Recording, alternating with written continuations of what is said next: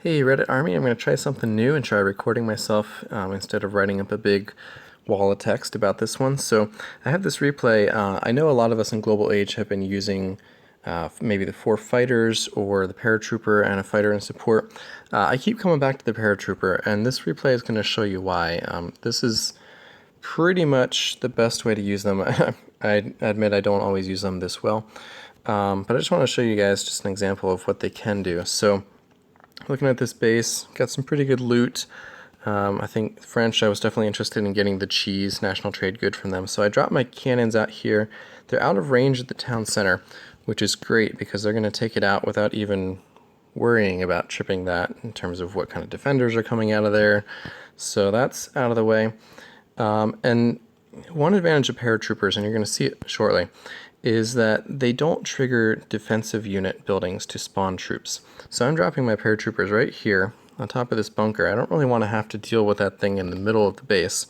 They're just going to take it right out, snipe it, and you noticed that the paratrooper plane itself does not take a lot of damage as it's going past the towers and all that. So just like that, I've taken out one of the mortars, I've taken out the bunker. So I'm just going to kind of move my army around the edge of the base here and use my paratroopers to support and take out the stuff in the middle. Now, one thing is, notice my supply carts just kind of sitting here. You do have to be careful when you drop your troopers in the middle that your supply carts don't run in there chasing after them.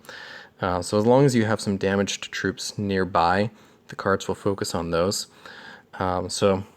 Anyway, I got lucky that time. So these guys, I dropped them in top of the tank depot. 2 things there. A, it'll take out the tanks and distract the mortars from hitting the rest of my army. So that worked out great. My tank is running in here. He's going to get killed very badly by this cannon tower. But I'm more worried about the mortar, so I rallied on that. Paratroopers are still winding down. They have 30 seconds in between drops. So I saw this one howitzer was coming out all by himself, thinking, oh great, he's going to get himself killed. I realized I can drop troopers on top of this garrison. They'll keep the troops from spawning, they'll distract the tower, keep this howitzer alive, and basically keep the push going on that side of the base as well. So at this point, it's pretty much a foregone conclusion. I'm not going to lose a lot of troops in this one.